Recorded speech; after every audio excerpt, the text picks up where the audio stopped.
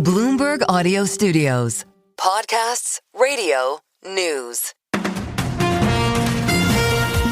This is the Bloomberg Daybreak Europe podcast. Good morning. It's Monday, the 12th of January. I'm Caroline Hepke in London. And I'm Stephen Carroll in Brussels. Coming up today, Jerome Powell vows to stand firm as the Federal Reserve is served with subpoenas threatening criminal charges. Iran edges closer to a revolution as reports suggest hundreds of protesters have been killed. Plus, a tech transfer tussle while the EU and China's feud over chips is close to a breaking point. Let's start with a roundup of our top stories. The Federal Reserve has been served with grand jury subpoenas from the US Justice Department. Fed Chair Jerome Powell says the court orders threaten criminal charges related to his testimony about the renovation of the central bank's headquarters. In a forceful video statement, Powell said the legal move was designed to exert pressure on the Fed to lower interest rates. No one, certainly not the chair of the Federal Reserve, is above the law. But this unprecedented action should be seen in the broader context of the administration's threats and ongoing pressure.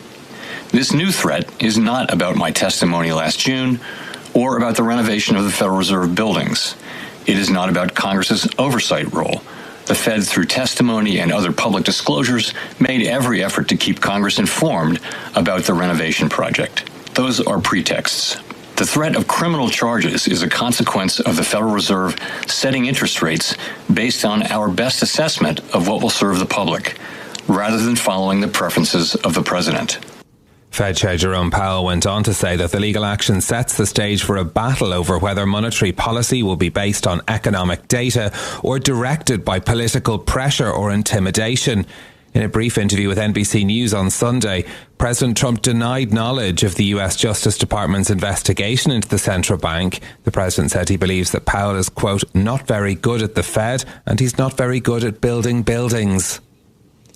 Activists say that more than 500 people have died so far in the latest waves of protests in Iran. With 3 weeks of demonstrations, the regime in Tehran is confronting the most serious challenge to its authority in years. The US-based human rights activists news agency says that it's tracking protests in 186 cities across Iran, with an estimated 10,000 people already imprisoned. President Trump says that he is closely monitoring the protests and considering potential military options. We're looking at it very seriously. The military is looking at it, and we're looking at some very strong options. President Trump added that the regime's leaders had reached out for negotiations on Saturday. Meanwhile, Iran's parliamentary speaker Mohammad Bagher Khalibaf has this warning for the US if it chooses to strike the country.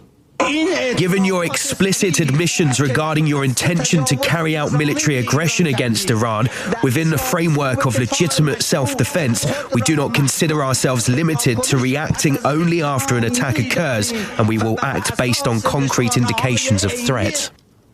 The words of Iran's parliamentary speaker there, spoken by a translator. Communications in Iran remain largely cut off, which has made it difficult to track the full scope of the protest movement. And President Trump says that he now plans to speak to Elon Musk about activating his Starlink service to help restore internet access in Iran. Bloomberg has learned that a group of European countries, including Germany and the UK, is discussing plans for a military presence in Greenland to show the US president they're serious about Arctic security. But on Sunday night, the US president insisted that ownership was the key issue. Look, if we don't take Greenland, Russia or China will, and I'm not letting that happen. If we don't take Greenland, Russia or China will take Greenland, and I am not going to let that happen. Yeah, sure, I'd love to make a deal with them. It's easier. But one way or the other, we're going to have Greenland. The US President added that NATO countries need America more than it needs them. For now, Denmark is still hoping a diplomatic trip to Washington this week can calm Trump. Rasmus Jarlov, who chairs the Danish Parliament's Defence Committee, says the American plans don't work for Greenlanders.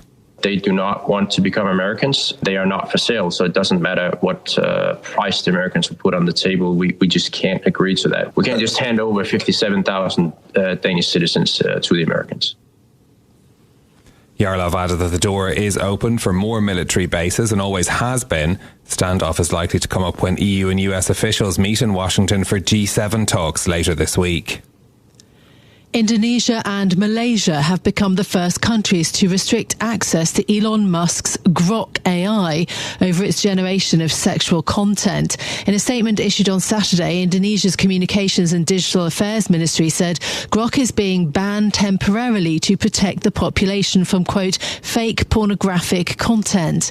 Meanwhile, Malaysia's internet regulator said it's limiting access to Grok until effective safeguards are implemented. The move comes as Musk's XAI, which owns Grok, decided on Friday to restrict the image generation feature to paid subscribers on the X social media platform after the AI tool was used to generate undressed images of women and children.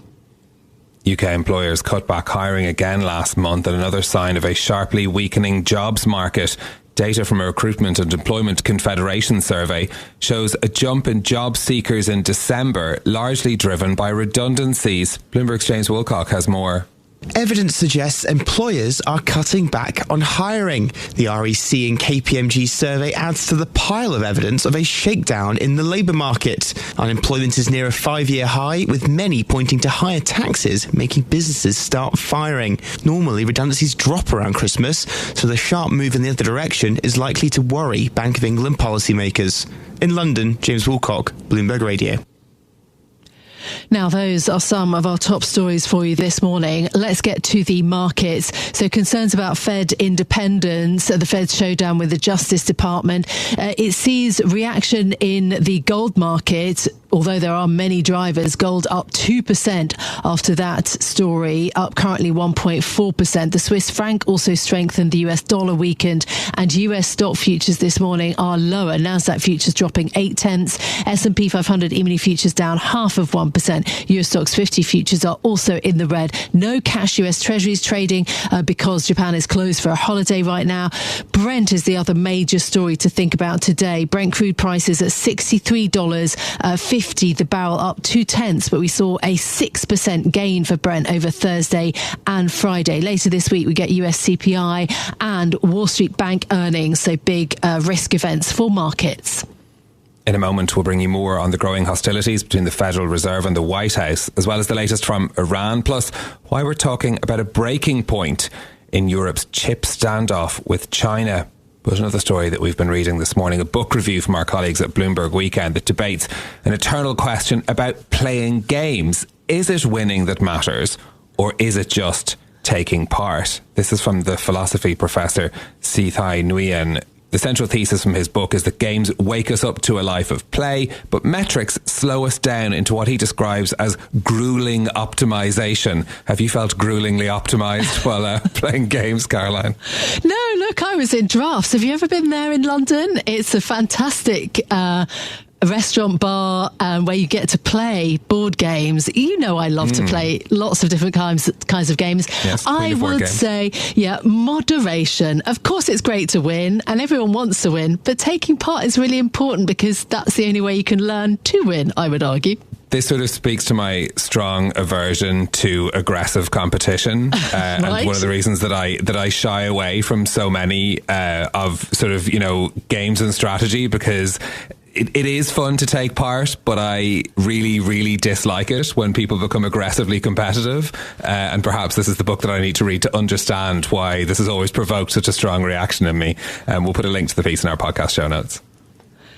Okay, let's bring you more now on the news that the Federal Reserve has been served grand jury subpoenas, which could lead to criminal charges related to building renovation work. Fed Chair Jerome Powell has said this is a pretext and constitutes threats and ongoing pressure against the central bank's independence. Bloomberg opinion columnist Daniel Moss joins us now for more. Daniel, good morning. How serious a threat is this to the Fed and its independence?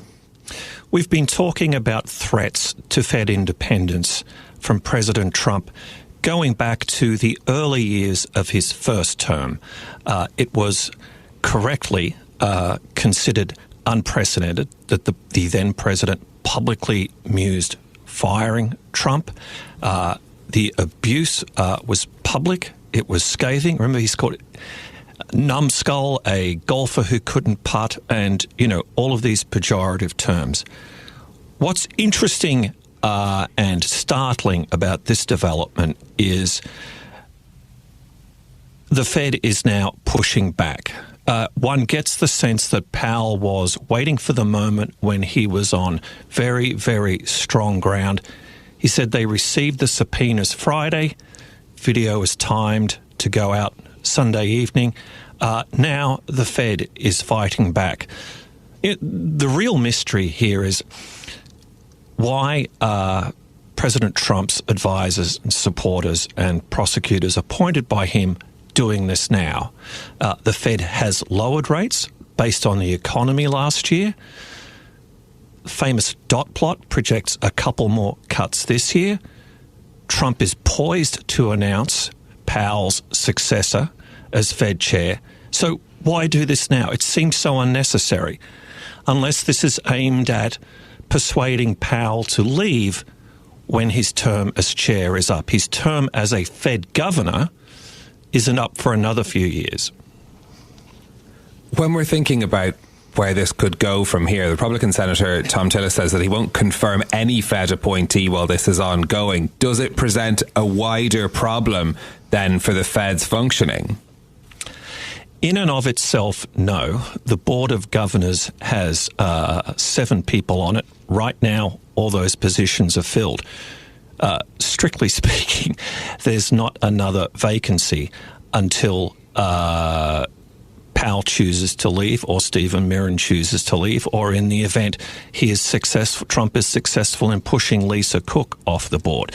So it won't get in the way of functioning, and in the past, as long as they've been able to have a quorum, meetings can go ahead. I would also say this, Tom Tillis has found some courage to stand up to the president. It is also true he is not running for re-election this year.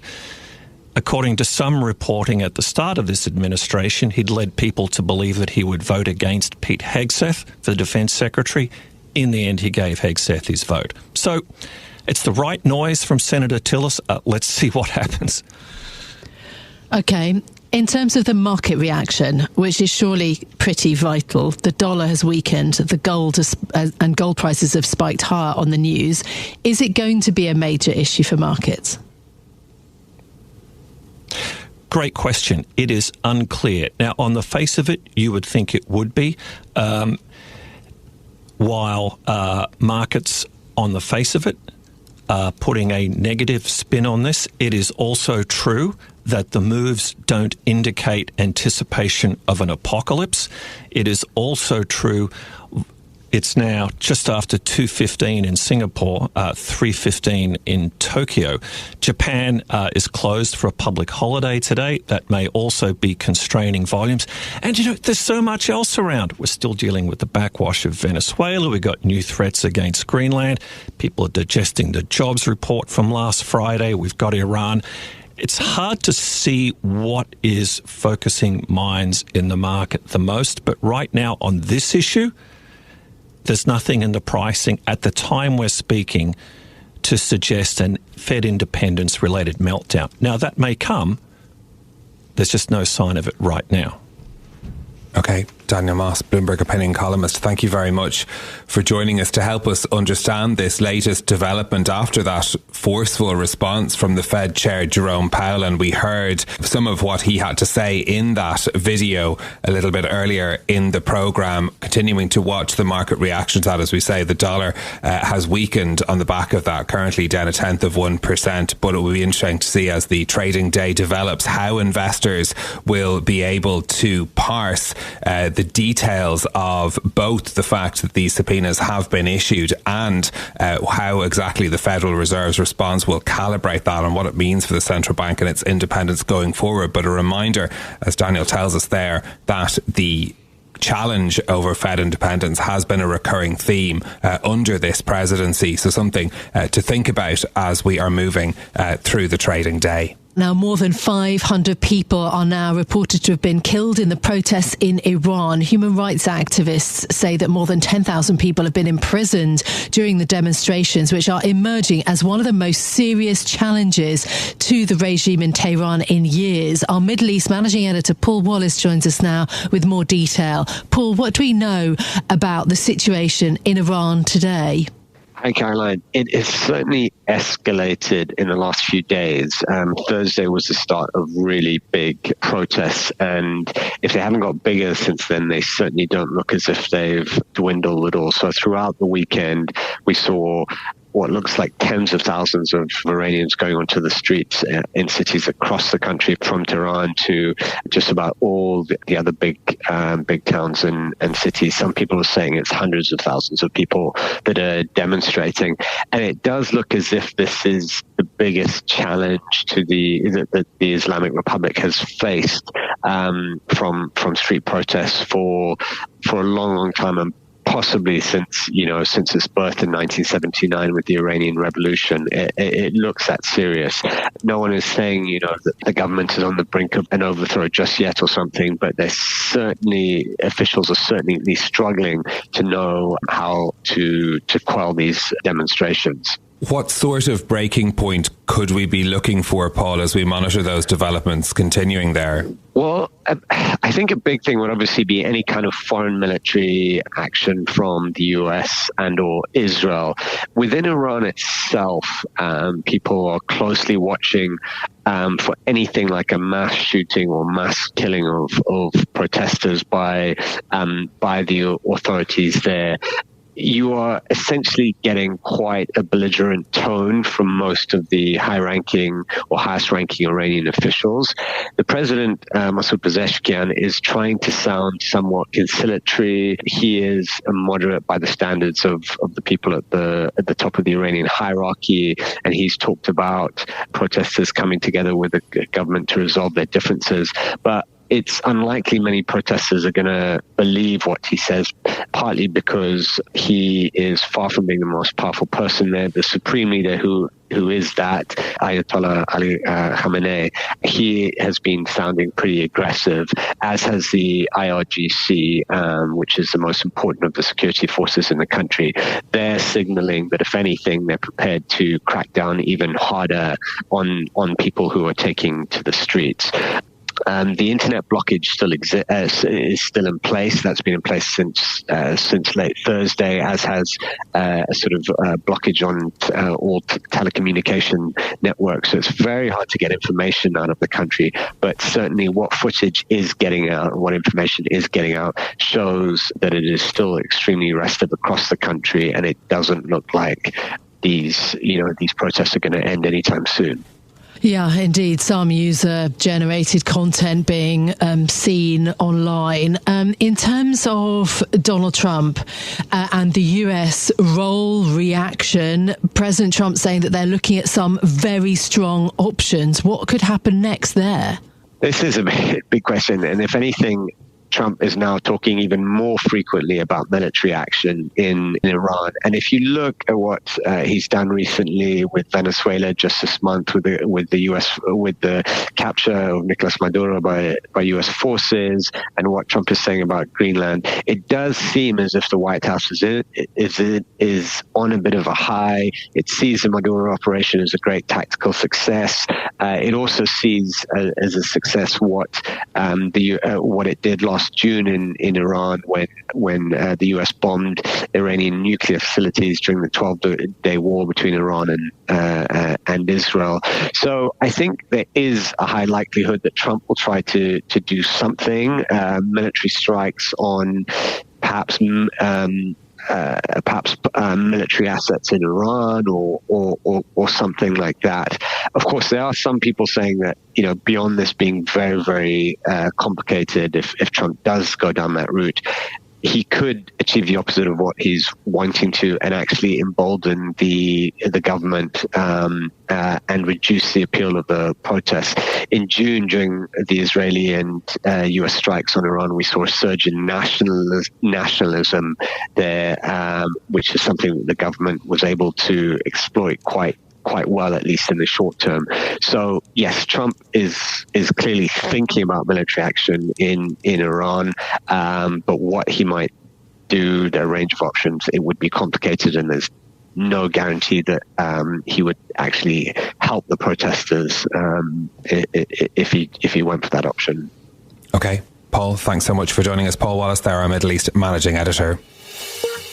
Stay with us. More from Bloomberg Daybreak Europe coming up after this. Want to talk about a very important story here in Europe, an effort by Europe to stand up to China and to retain local technology, which is approaching a breaking point. A court hearing in the Netherlands on Wednesday will be crucial for the chip maker Nexperia, which was wrested away, if you remember, from its Chinese owners, Wingtech, by a decision in October. Our Amsterdam reporter, Sarah Jacob, joins us now for more on this. Sarah, good morning. Why do we say that the feud is reaching this breaking point? The crisis at Nexperia first started in late September, with the Dutch government intervening to block key decisions at the Netherlands-based chip maker. Soon after that, an Amsterdam court ordered Chinese owner Wingtech's ownership rights to be placed in a trust over allegations that the firm was improperly moving or transferring technology from Europe to China. It then also suspended Wingtech's founder as Nexperia's CEO. And then on, allegations that he was diverting resources to affiliated companies and hobbling this chip maker. These are claims that Wingtech has denied. Over the course of months, we've seen the Chinese government step in to restrict exports from Nexperia's facilities in China. That's threatened to disrupt auto production. And although that spat has somewhat eased and deliveries were allowed to resume, there's internal corporate feud within Nexperia, which has sort of continued in recent months. So the Nexperia's global headquarters has stopped sending wafers to China, and then the local unit there isn't cooperating with global management. So what we're now seeing is that Nexperia China has been looking at alternative sources of wafers. For the Dutch parent, it means that they're expanding other production sites to have enough capacity to meet customer demand. We recently spoke to Wingtech chairwoman Ruby Yang, and she told us that Nexperia China has actively carried out what it calls production self-rescue, which includes procuring wafers from elsewhere and looking at procurements in China. So Nexperia's headquarters is going ahead with expansion plans at sites in Malaysia and Philippines, and we're told they aim to add tens of billions of units to annual capacity. We're also hearing that some big customers, such as Robert Bosch, the auto parts supplier, has been shuttling wafers from Nexperia's facilities in Europe to China. So we're clearly seeing how this rift is affecting the company's operations.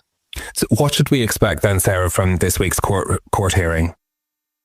Court hearing on Wednesday will determine whether there's a quick resolution or this legal tussle between the two will be long drawn out.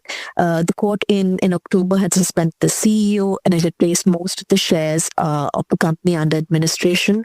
On Wednesday, it could order an investigation to the chip maker if it sees reasons to doubt how Nexperia is managed. On the flip side, the measures taken against Wingtech's ownership of Nexperia and its founder could be dropped if the court opts against a probe. So the hearing will certainly have implications for Nexperia's future, and it will have implications for, the auto supply chain and geopolitical ties between the two countries.